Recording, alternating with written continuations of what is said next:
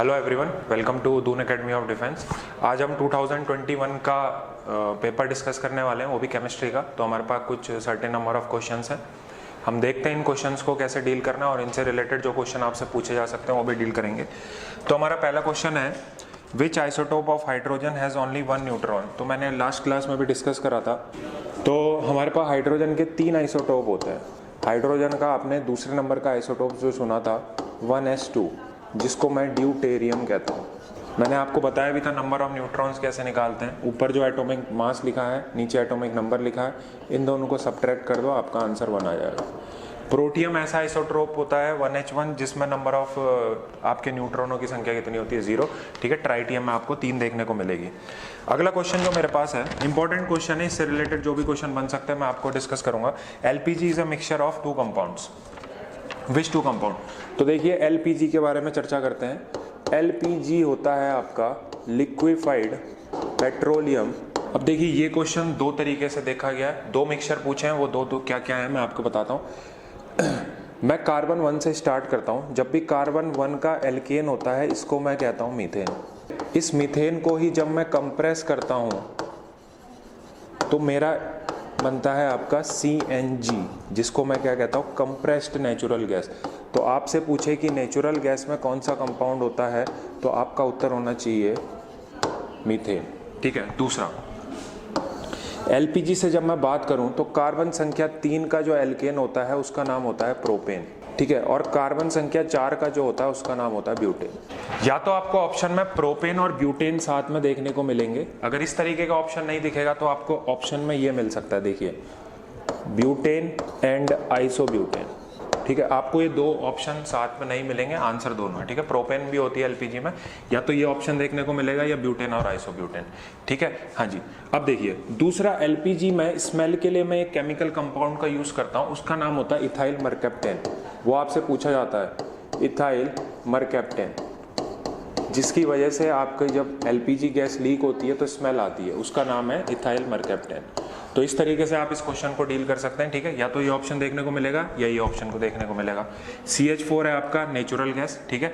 C5 के बाद से अगर मैं डिस्कस करूं थोड़ा सा आगे, तो C5 से लेकर C8 या 10 तक आपको मिलता है पेट्रोल। ठीक है। और इससे ऊपर मुझे मिलता है डीजल। ठीक है। तो ये है आपका पूरा एल्केन की सीरीज। तो आप देखेंगे कार्बन की संख्या जब कम होती है तो मुझे गैस मिलेगी, कार्बन की संख्या जैसे जैसे बढ़ती है तो मुझे लिक्विड फॉर्म में मिलने लगता है। ठीक है। अगला सवाल है मेरा, which process is use to convert liquid gaseous hydrogen into liquid hydrogen. ठीक है। तो गैसियस हाइड्रोजन, किसी भी गैस को लिक्विड में कन्वर्ट करने का तरीका क्या होता है, देखिए मैं आपको एक चीज बताता हूँ। क्रिटिकल टेम्परेचर होती है एक फिनोमिना है। क्रिटिकल टेम्परेचर जो फिनोमिना है, इसका मतलब क्या होता है, क्रिटिकल टेम्परेचर होता है आपका minimum temperature, the minimum temperature above which a gas can not liquefied irrespective of high pressure applied to it. तो समझिए, क्रिटिकल टेम्परेचर एक ऐसा टेम्परेचर होता है, देखिए ये मेरे पास टेम्परेचर रेंज है, मैंने यहाँ पे एक टेम्परेचर बना दिया। ठीक है। जैसे 33 केल्विन में मान लेता हूँ, एक टेम्परेचर रेंज है। ठीक है। मैंने कहा जो आपका हाइड्रोजन है उसका क्रिटिकल टेम्परेचर की वैल्यू है 33 केल्विन। ठीक है। तो क्रिटिकल टेम्परेचर एक ऐसा टेम्परेचर है कि अगर आपकी गैस इससे ऊपर होगी तो आप गैस को कभी लिक्विफाई नहीं कर पाएंगे, कितना भी प्रेशर अप्लाई कर दिए। किसी भी गैस को लिक्विड में कन्वर्ट करने के लिए हमें क्या करना पड़ता है, हाई प्रेशर देना पड़ता है। तो इस प्रेशर से नीचे, इस टेम्परेचर से नीचे आप हाई प्रेशर देंगे तो आपकी H2 गैस में वो लिक्विड में कन्वर्ट हो जाएगी। इस टेम्परेचर से ऊपर अगर आप H2 में कितना भी प्रेशर लगा लीजिए, आपकी जो H2 है वो कभी लिक्विड में कन्वर्ट नहीं हो पाएगी। ठीक है। हाँ जी। तो ये है इसका आंसर। जनरली मैं H2 को है वो 20 केल्विन के आसपास लिक्विफाई करता हूँ। ठीक है। हाई प्रेशर लगा के। अगला मेरे पास सवाल है, pH ओलियम इज। ठीक है। अगला मेरे पास सवाल है, ओलियम इज। देखिए ये इंपॉर्टेंट सवाल है जो लास्ट टाइम आपसे पूछा गया था, ओलियम इज। तो ओलियम के साथ साथ मैं कुछ और चीज़ें भी डिस्कस करूंगा आपके सामने। सबसे पहली बात, ओलियम किसको कहते हैं, तो देखो आपको ऑप्शन में कुछ चीज़ें देखने को मिलेंगी। जैसे आपको ये देखने को मिल सकता है फ्यूमिंग्स H2SO4, या तो आपको ये ऑप्शन में देखने को मिल सकता है। दूसरा आपको ऑप्शन में देखने को मिल सकता है H2SO4 प्लस SO3, ये दोनों में से एक चीज आपको ऑप्शन को देखने को मिलेगी, ठीक है। फ्यूमिंग H2SO4 का मतलब यही होता है कि H2SO4 में मेरा SO3 मिक्स होता है, या आपको ओलियम का फॉर्मूला अगर मैं इसको कंबाइन करूं तो आपको ये देखने को मिलेगा H2H2O7। तो ये है आपका ओलियम का फॉर्मूला। अगर आपसे पूछे ओलियम क्या होता है तो आप कहेंगे फ्यूमिंग H2SO4, जिसका मतलब है कि H2SO4 में आपका SO3 मिला हुआ है, ठीक है। अब देखिए अगली चीज H2SO4 के बारे में बात करता हूँ। सबसे पहले आपको पता है ये स्ट्रॉन्ग मिनरल एसिड है, पहली बात। दूसरा ये डाई बेसिक है, ये भी पूछा जाता है एग्जाम में। डाई बेसिक होने का मतलब है अगर मैं H2SO4 को पानी में डालूंगा तो ये 2H+ देगी, ठीक है। कोई भी एसिड कितने H+ देती है वो क्या डिसाइड करता है, उसकी बेसिसिटी, ठीक है। एसिड की हम क्या देखते हैं, बेसिसिटी। अब देखिए जैसे HCl है, उसने एक H+ दिया तो वो क्या होगा, मोनोबेसिक। H2SO4 ने 2 दिए तो वो क्या होगा, डाइबेसिक। दूसरी बात, H2SO4 को मैं प्रिपेयर किस प्रोसेस से करता हूं तो उस प्रोसेस का नाम पूछा जा सकता है आपसे डायरेक्ट, उसका नाम होता है कॉन्टैक्ट प्रोसेस, ठीक है। H2SO4 को प्रिपेयर करने की जो प्रोसेस होती है उसका नाम होता है कॉन्टैक्ट प्रोसेस। आपसे एक और चीज पूछी जा सकती है कि कॉन्टैक्ट प्रोसेस में मैं कौन सी गैस का इस्तेमाल करता हूं, तो सल्फर डाइऑक्साइड। तो ये है आपके H2SO4 से जो क्वेश्चन देखने को मिल सकते हैं आपको, ठीक है। नोट कर लीजिएगा इसे। सवाल ये है pH ऑफ 10⁻⁻4 m NaOH। मैं आपको इसके रिलेटेड सारे बेसिक बताऊंगा। सबसे पहले आप देखिएगा, मैं आपके सामने कुछ फॉर्मूले लगता हूं। सबसे पहले pH का फॉर्मूला होता है -log(H+), ये फॉर्मूला आपको याद करना है, ठीक है। दूसरा फॉर्मूला होता है pH + POH = 14। ये दो फॉर्मूले आप याद करिए, आपको कैलकुलेशन करने में आसानी हो जाएगी, आप इजीली pH निकाल लेंगे। अब देखिए यहाँ पे NaOH जो है ये टूट के Na+ और OH- देता है। इसका मतलब अगर मैं आपसे कहूँ कि इसमें pH निकालना है मैंने, OH नहीं, तो आप देखिए NaOH ने OH- दिया, तो अगर मैं OH- की कंसंट्रेशन निकालूं तो कितना आएगा, 10⁻⁻4 m, ठीक है। पूरा डिसोसिएट होता है, ठीक है। कितना देगा, 10⁻⁻4 m। आपके पास एक formula pH = -log(H+), pH + POH = 14। एक और फॉर्मूला मैं आपके सामने लिख लेता हूँ, वो फॉर्मूला है कि POH = -log(OH-। ये तीन फॉर्मूले हैं आपके।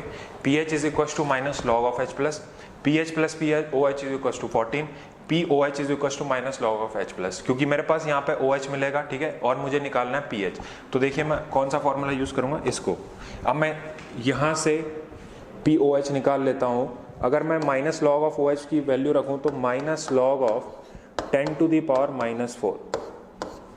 देखिए log के 10 बेस में जब भी पावर होती है वो आगे आ जाती है, तो ये मेरा हो जाएगा माइनस माइनस प्लस हो जाएगा 4 log 10। और आपको पता है कि log 10 की वैल्यू होती है 1, log 100 की वैल्यू होती है 2। तो 1 के आगे जितने जीरो लगाओगे वो वैल्यू हो जाती है उसकी। तो log 10 की वैल्यू हो गई मेरी 1, तो यहाँ से मेरा POH आया 4, ठीक है। ये POH है, PH नहीं। POH कितना आया, 4 आया। अब देखिए तो आपको क्या करना है, POH आ गया, अब इस फॉर्मूले में रखिए। इस फॉर्मूले में अगर आप इस फॉर्मूले में रखेंगे तो देखिए pH आ जाएगा, pH + 4 = 14 और pH = 14 - 4 = 8। ये है आपका answer. pH of 10⁻⁻4 m NaOH will be 8। अब देखो मैं आपके उसके लिए डायरेक्ट शॉर्ट ट्रिक बताता हूँ। शॉर्ट ट्रिक क्या है, आपको यहाँ पे कंसंट्रेशन दे रखी है 10⁻⁻4 m NaOH। ध्यान से देखना, अगर मैं इसके सामने लिखता 10⁻⁻1 m HCl, 10⁻⁻1 m HCl इसका pH निकालो और 10⁻⁻4 m NaOH इसका pH निकालो। तो जब भी आपकी कंसंट्रेशन कभी 10⁻⁻7 के आसपास नहीं पहुंचेगी, क्योंकि उस केस में मुझे वाटर का pH भी लेना पड़ता है, वाटर की कंसंट्रेशन भी इंक्लूड करनी पड़ती है और फिर लॉग की अच्छी खासी वैल्यू हो जाती है, तो उतना डिटेल में, ठीक है, नहीं जाना। तो आप देखिए आपको बहुत बेसिक सिंपल सा क्वेश्चन मिलेगा, आपको सिंपल ट्रिक लगानी है। जब भी HCl या मतलब कोई भी एसिड दिया हो और उसका pH पूछा हो तो ध्यान से देखिए 10 टू द पावर -1 है तो इसका pH आंसर आपका 1 हो जाएगा। आप बिल्कुल कर सकते हैं इसको सॉल्व, आपका आंसर 1 आएगा। जब भी आपका NaOH दिया हो या KOH दिया हो, कुछ भी दिया हो, बेस दिया हो और उसकी कंसंट्रेशन दी हो, तो आपको कुछ नहीं करना, इसकी जो वैल्यू गिवन है यहाँ पे 4 गिवन है, माइनस का 4, इस 4 को आपने 14 से माइनस कर देना। आप बिना पेन उठाए अपना आंसर टिक कर सकते हैं। 14 से 4 को माइनस करोगे आपका आंसर कितना आ जाएगा, सॉरी यहाँ पे आपका आंसर आएगा 10। 14 माइनस 4 10 होता है, तो आपका आंसर डायरेक्ट 10 आ जाएगा। तो आंसर आपका आ जाएगा 10, ठीक है। हाँ जी, तो HCl जब भी गिवन हो तो डायरेक्ट जो 10 के पावर ऊपर जो पावर लिखी है वो आपका आंसर होगा। OH कभी भी गिवन हो तो इसको 14 से माइनस कर दो, आपका आंसर डायरेक्ट आ जाएगा। तो इतनी लंबी कैलकुलेशन करने की जरूरत भी नहीं पड़ेगी।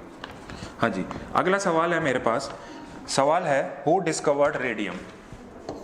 तो बहुत लोगों को कंफ्यूजन होता है, रेडियम की डिस्कवरी का क्रेडिट जाता है मैडम क्यूरी को।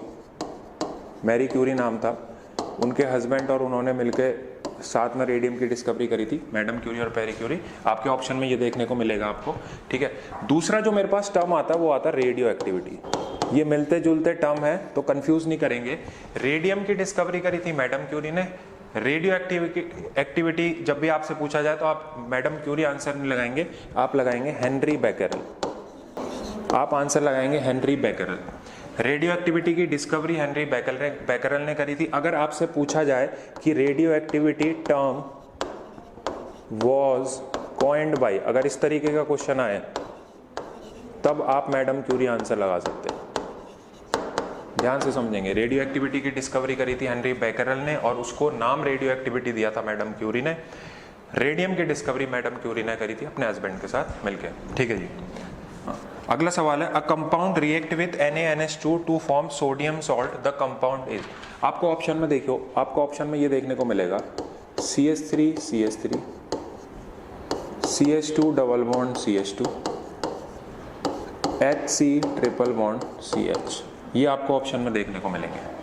CH3 CH3 सारे सिंगल बॉन्ड है, इनको मैं एल्केन कहता हूँ और एल्केन का जनरल फॉर्मूला होता है CnH2n+2।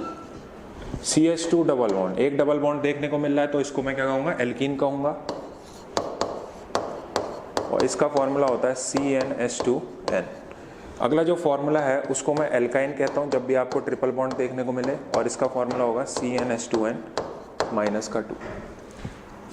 देखिए, आपको पता है जब भी एक सिंगल बॉन्ड होता है इसका मतलब एक सिग्मा बॉन्ड होता है। यहाँ से आपसे क्वेश्चन पूछे जाते हैं calculation of sigma and pi bond. अगर आपको डबल बॉन्ड देखने को मिलेगा तो इसका मतलब समझ लीजिएगा एक सिग्मा बॉन्ड होगा, एक पाई बॉन्ड होगा।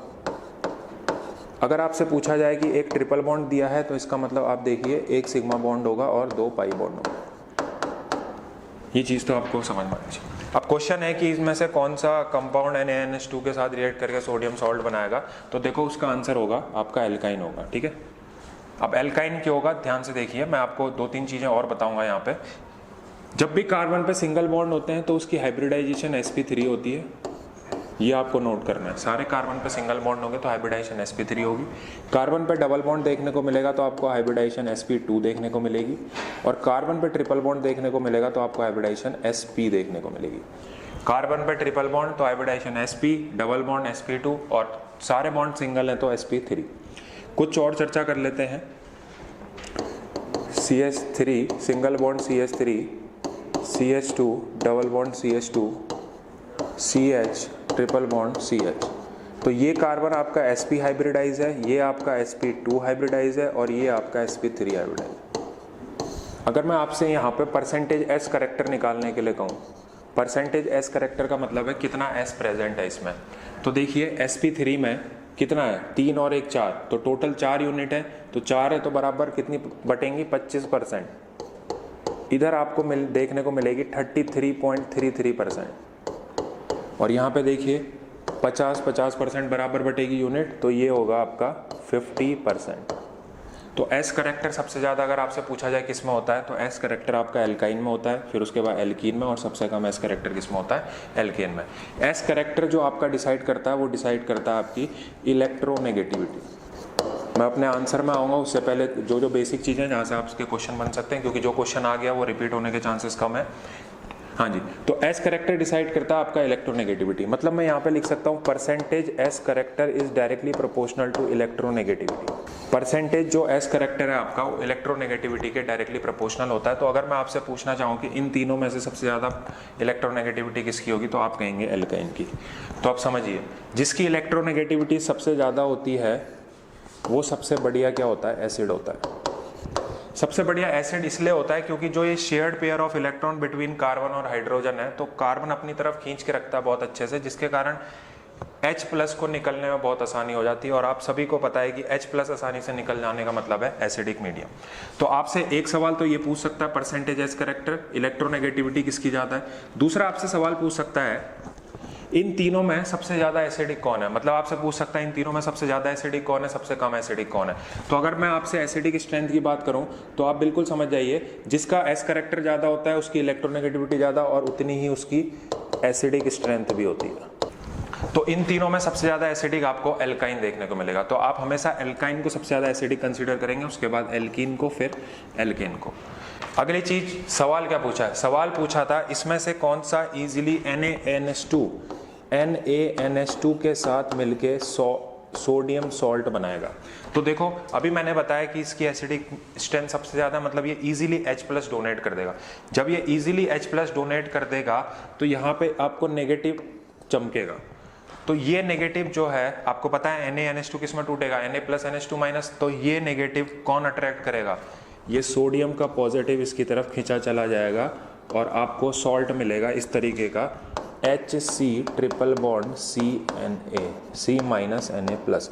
तो ये सॉल्ट आपको देखने को मिलता है। तो आपका जो पिछली बार क्वेश्चन आया था उस हिसाब से आपका आंसर एल्काइन था। आपसे एसिडिक स्ट्रेंथ पूछे इस बार, ऑप्शन यही दे दे तो आपका आंसर भी एल्काइन होगा। आपसे परसेंटेज एस करेक्टर पूछ ले तब भी आपका आंसर क्या होगा, एल्काइन ही होगा।